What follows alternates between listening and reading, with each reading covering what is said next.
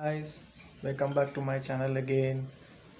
Today I'm going to talk about spoken English. එහෙනම් ආයිබෝන් යාළුවනේ ඔයගොල්ලොටම අද මම හිතුවා අලුත් පාඩම් මාලාවක් කරන්න ඕනේ කියලා.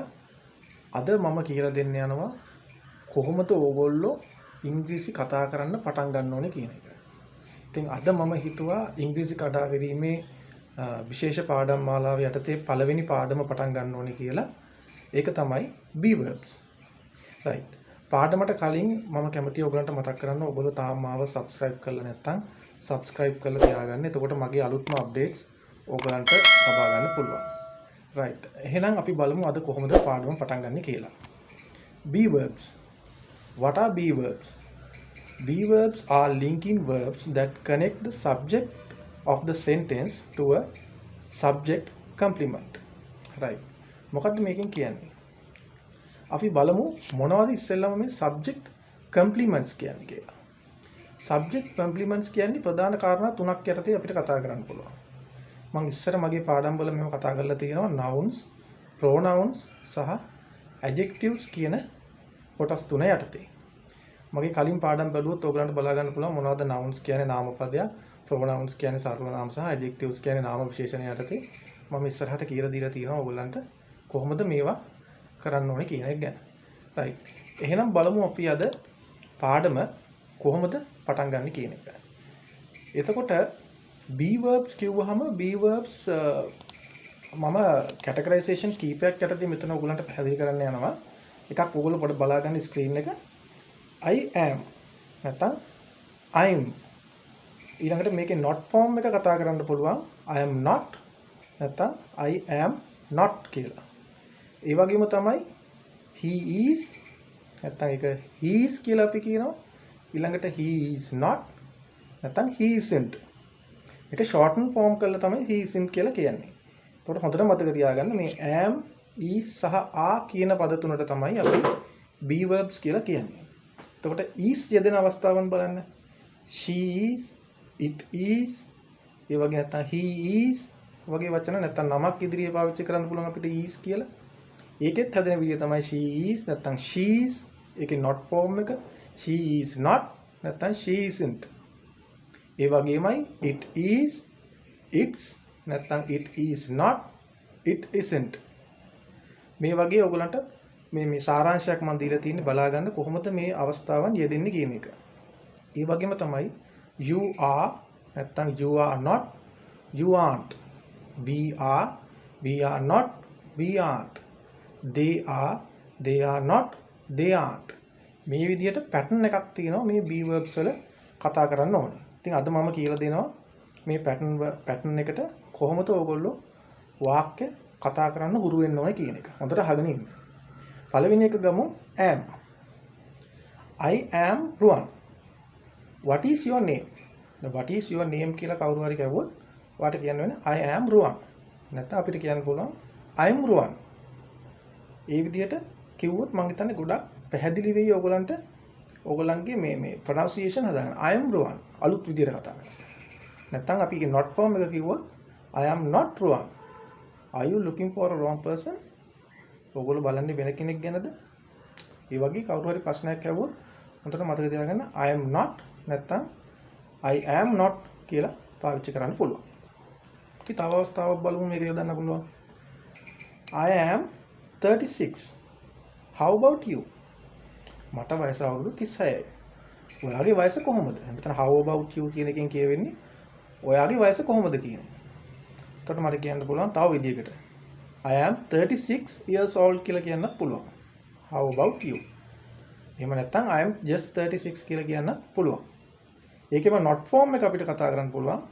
I am not 36 නැත්නම් I am not 36 years old. මම හිතනවා ඔයගලන්ට මේ pattern එක පැහැදිලි නැති I am සහ I am කියන එක සහ I am not නැත්නම් I am not කියන එක අපිට පාවිච්චි කරන්න පුළුවන් am එකේ. තව අවස්ථාවක් තමයි am පාවිච්චි කරන අපි කොහෙද කියලා ඇහුවොත් කවුරු හරි. Where are you from කියලා කවුරු හරි ඇහුවොත් I am from ගම්පහ. නැත්නම් I am from ගම්පහ කියලා කියන්න පුළුවන්.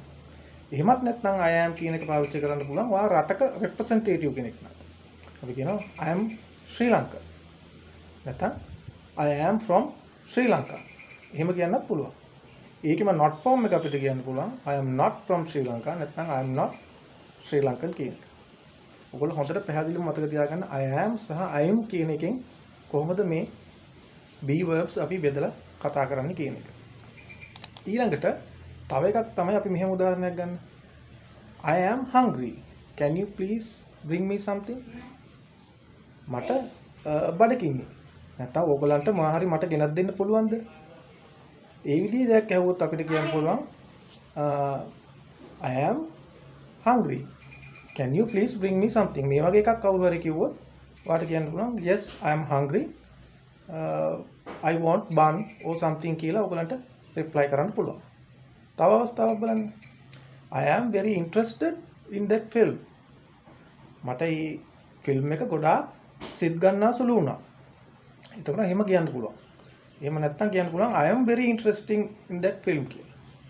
මට ගොඩක් ඒක ඉන්ට්‍රෙස්ට් වුණා. I am සහ I am. එහෙම නැත්නම් ඒකේ not form එක කියන්න පුළුවන් I am not hungry. then I am not very interested in that film. මම හිතනවා ඔයගලන්ට ඒක පැහැදිලි වෙන්න ඇති කියලා. ඊළඟට අපි බලමු is යොදන අවස්ථාව. He is 36 by now. එහෙම නැත්නම් he is 36 years old by now. ඔහු අවුරුදු 36ක් මේ වන විට. ඔහුගේ වයස අවුරුදු 36යි කියන එක තමයි ඒකෙන් අපිට පැහැදිලි කරන්නේ. ඒකෙම not form එක කියන්න පුළුවන් he is not 36 by now නැත්නම් he isn't 36 by now. ඒ විදිහට is form එක අපිට පාවිච්චි කරන්න පුළුවන්. තව අවස්ථාවක් බලන්න. අපි කවුරු හරි කරන ප්‍රොෆෙෂන් එකක් නැත්නම් ඒගොල්ලෝ කරන රැකියාවක් ගැන කතා කරනවා නම් තව අපිට is කියන අවස්ථාව යොදා ගන්න පුළුවන් මෙන්න මෙහෙම. He is a teacher. එහෙම නැත්නම් he is a teacher නැත්නම් he is a teacher කියලා කියන්න පුළුවන්. එහෙම නැත්නම් ඒකෙම not form එක he is not a teacher නැත්නම් he isn't a teacher කියලා කියන්න පුළුවන්. ඔයගොල්ලෝ හොඳට පැහැදිලි කරගන්න he is සහ he isn't කියන එක අපිට shorten form කරලා කතා කිරීමේ හැකියාව තියෙනවා. ඊළඟට බලන්න තව අවස්ථාවක්. She is a very kind doctor. She is a very kind doctor. එයා හොඳ ડોක්ටර් කෙනෙක්. එහෙම නැත්නම් ඒකේ not form එක කියන්න පුළුවන් she is not a very kind doctor නැත්නම් she isn't a very kind doctor. එයා හොඳ ડોක්ටර් කෙනෙක් නෙමෙයි කියන එක. තව අවස්ථාවක් බලමු අපි it is දාලා අපි වෙලාවක් කියනවනම් කොහොමද අපි කියන්නේ? It is 6 o'clock. දැන් වෙලාව 6යි. මේ වෙලාව ගැන සඳහන් කරද්දී it කියන පදේ තමයි ගොඩක් අපි පාවිච්චි කරන්නේ. නැත්නම් අපිට කියන්න පුළුවන් it's 6 o'clock. ඒකම not form එක අපිට කියන්න පුළුවන් it is not 6 o'clock නැත්නම් it isn't 6 o'clock. දැන් 6 o'clock නෙමෙයි කියන එක. දැන් වෙලාව 6යි නෙමෙයි කියන එක. ඒක not form. It isn't, it is not. පැහැදිලි කරගන්න එක. right. අපි බලමු තව අවස්ථාවක් කොහොමද අපි දාන්නේ කියලා. යොදලා කොහොමද අපි කතා කරන්නේ කියලා බලමු. You are a good player. ඔයා හොඳ ක්‍රීඩකයෙක්. එතකොට අපිට කියන්න පුළුවන් නැත්තම් you are a good player. ඒක shorten form. ඒකෙම not form එක ගන්න. You are not a good player. නැත්තම් you aren't a good player. මේ pronunciation හොඳට පැහැදිලි කරගන්න ඕනේ. You are not, you aren't. නැත්තම් you are, you are. You are කියන එක you y o u r e r. You are a good player. right? මම හිතනවා ඔයගලන්ට පැහැදිලි ඇති කියලා. මොන හරි අපැහැදිලි නැත්නම් තිබ්බොත් පල්ලෙන් කමෙන්ට් එකක් දාලා තියන්න මම ඒක පැහැදිලි කරන්න. හොඳට මේවා ප්‍රැක්ටිස් කරන්න ගෙදරදී. එතකොට ඔයගලන්ට තවත් මේක ගැන ඉගෙන ගන්න පුළුවන්. ඊළඟට බලමු අපි we දාලා හදා ගන්න පුළුවන් අවස්ථාවක්. We are in time for the train. මම ඉස්සරහට පැහැදිලි කරන්න මොකද්ද මේ in time සහ on time අතර වෙනස මොකද්ද කියන එකත් මම කියන්න. මෙතන නිකන් ඔයගොල්ලෝ පැහැදිලි කරගන්න. We are in time for the train. අපි කෝච්චියට වෙලාවට ආවා. මෙතන in time කියන එකෙන් තේරෙන්නේ අපි ටිකක් වෙලාවට කලින් ආවා කියන එක. exact time එකට කලින් ආවා කියන එක. ඒකෙම not form එක අපිට කියන්න පුළුවන් we are not in time for the train. අපි වෙලාවට ආවේ නැහැ. නැත්තම් we aren't in time for the train. එහෙම පාවිච්චි කරන්න පුළුවන්. ඒ වගේම තමයි on time පාවිච්චි කරලා. They are on time in place. On time means exactly time. පිටුම වෙලාව 10 නම් හරියටම 10ට ආවා. They are on time in place. ඔවුන් වෙලාවට එතන හිටියා. then they are not on time in place. ඔවුන් වෙලාවට එතන හිටියේ නෑ. then they aren't on time in place. ඔවුන් වෙලාවට එතන හිටියේ නෑ කියන එක. ඉතින් මම මෙතන පැහැදිලි කරන්න යනවා මොකද්ද මේ in time සහ on time කියන අතරේ වෙනස. in time කිව්වොත් some minutes before the time. මේ වෙලාව 10 නම් 10ට විනාඩි 5ක් විතර කලින් තියලා ඉනවා නම් අපි කියනවා in time. අපි කෝච්චි එකට වගේ යනවා නම් අපි වෙලාවට ගිහලා හරියන්නේ නැහැ වෙලාවට කලින් යනවා. ඒකෙන්ද තමයි මම ඉස්සෙල්ලා එක්සැම්පල් එකේදී කිව්වේ in time කියලා. on time means exactly time. අපි මීටින් එකකට යනවා නම් අපි තැනකට ඉන්නවා කිව්වනම් exactly on time. we are on time.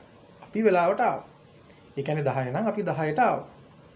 I am there on time. මම එතන වෙලාවට ඉඳීවි. මේ වගේ අර්ථයක් තමයි එතන තියෙන්නේ. ඉතින් මම හිතනවා යාළුවනේ ඔයගලන්ට අද කරපු ලෙසන් එක ගොඩක් පැහැදිලි වෙන්නේ නැති කියලා. මම ගොඩක් කරුණු අද පැහැදිලි කරා ඔයගලන්ට ඉතාමත් කෙටියෙන් සහ සරලව ඔයගලන්ගේ මනසට යන්න පුළුවන් විදියට.